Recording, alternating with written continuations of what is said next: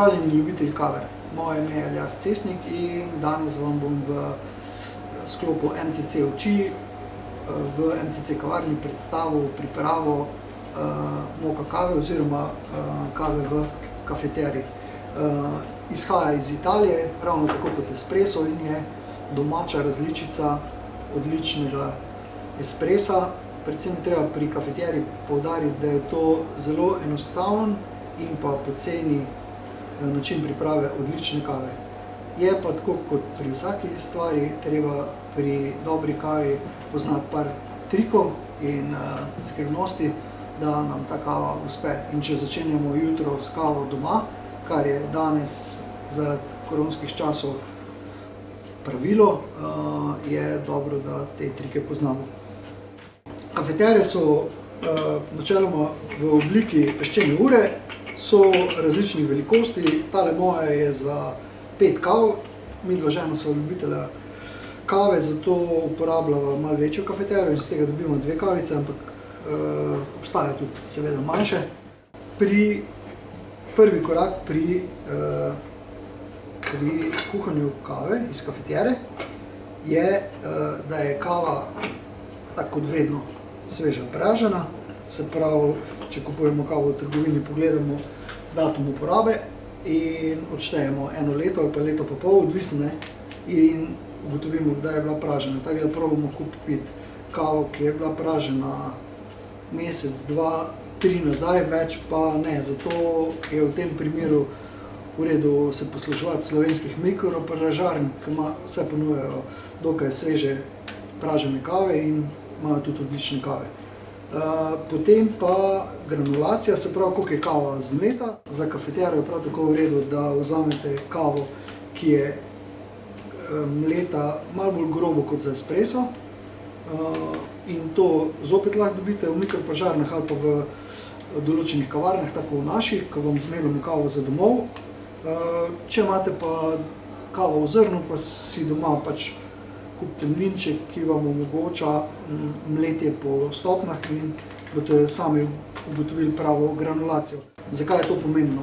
V primeru fino mlete kave je ekstrakcija daljša in dobimo grenko kavo, če pa je kava zmleta pregrobo, pa dobimo kislo vodeno kavo. Pomembno je, da je kafetera vedno čista. Očistimo jo po vsaki uporabi. Zmotno prepričanje, da film, ki ga naredi kava, da je super za kavo, ni res, ker nam pušča prikuse teh starih kav. V spodnji del kafetere natočimo vročo vodo, zato da je ekstrakcija čim prejšnja. Pri natakanju pazimo, da natočimo vodo pod rob varnostnega ventila. Dodamo kavo.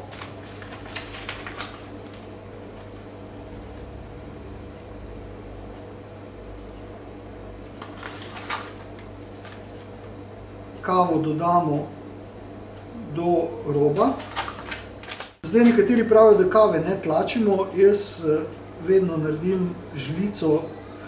V bistvu žlico jo samo poravnam, ne bom rekel, da jo zdaj pritiskam. Kavo takle je. Damo pa kavo do roba, ne delamo več kave in jo tiščimo dol, ker potem bomo dobili vsekakor grenko kavo. Ko je kafetera polna, jo postavimo na vir energije, plin ali steklo keramiko. Ne delamo na indukciji, ker je kafetera aluminijasta, obstajajo seveda tudi kafetere za indukcijo. Načini kuhanja so, kot sem že rekel, različni, ampak če hočemo idealno kavo, kuhamo z odprto posodo, zato da vidimo, kdaj se ekstrakcija začne in pravočasno, ko vidimo, da iz lešnikove rjave postaja pena svetlejša, umaknemo kafetero in takoj nalijemo v skodelice. Namenoma sem pustil, da je šla kava čez, da vidite razliko. Ta je lepa, lešnikova pena, ta je presvetla in tudi preveliki mehurčki so, tako da tik pred tem odstranimo kavo in jo prelijemo v skodelico, da dobimo lepo kremo na vrhu. Ko je kava skuhana, da zaustavimo vretje, uporabljamo lahko tudi en trik, da damo spodnji del posode pod mrzlo vodo in tako prej kavo ohladimo in zaustavimo ekstrakcijo. Vedno ostane voda v kafeteriji, rad bi vam sam pokazal, da je tle še ena usedlina in te usedline se res ne želimo imeti v skodelci, zato je pomembno, da pač prav čas končamo ekstrakcijo. Tako ko pri kafeteriji oziroma moki je pri vsakem kuhanju kave važnih 5 stvari, Italijani jim pravijo 5M, in sicer je to, se pravi, mešanica kave, vedno je fajn, da imamo pravo mešanico, tako, ki nam paše. Potem kavni mlinček, da je kava pravilno zmleta, da je prava granulacija, da kava ni zažgana. Potem kavni aparat, ali je to džezva, ali je to kafetera. Roka, ki pripravlja kavo, je zelo pomembna.